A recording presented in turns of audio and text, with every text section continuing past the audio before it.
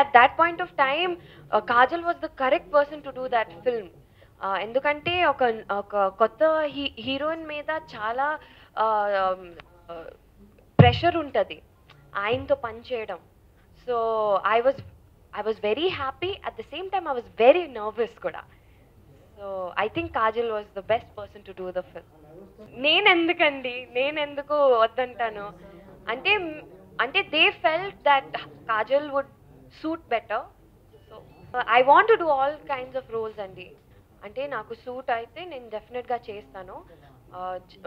ఒక సింగిల్ అంటే ఇష్టమైన క్యారెక్టర్ అలాంటి ఏం లేదు. If it suits me and if I like the character I want to play that. Next ఇప్పుడు మంచు మనోజ్తో చేస్తున్నాను. ఇది ఎల్టీటీ ప్రభాకరన్ మీద బయోపిక్ తీశారు. సో సాంగ్లో కొన్ని యూనిక్ సౌండ్స్ ఉంటాయి. ఆ సౌండ్స్ మొత్తం కలెక్ట్ చేసిన తర్వాత ఆ సాంగ్ తయారు చేశారు. సో యూజువల్గా ఏంటంటే లిరిక్స్ రాస్తారు ఆర్ ఒక మెలోడీ వింటారు కదా. సో ఆ మెలోడీ చేసిన తర్వాత they will compose a song. కానీ ఇందులో they have actually got these unique sound effects.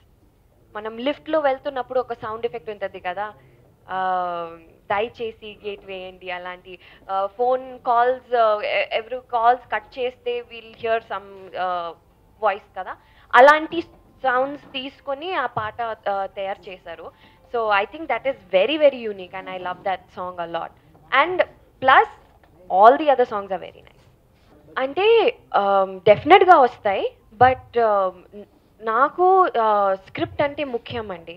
So నేను స్క్రిప్ట్ చదివిన తర్వాత ఆ రోల్ జస్టిఫై అవుతుందో లేదో అది కన్విన్స్ అయిన తర్వాత నేను డెఫినెట్గా చేస్తాను.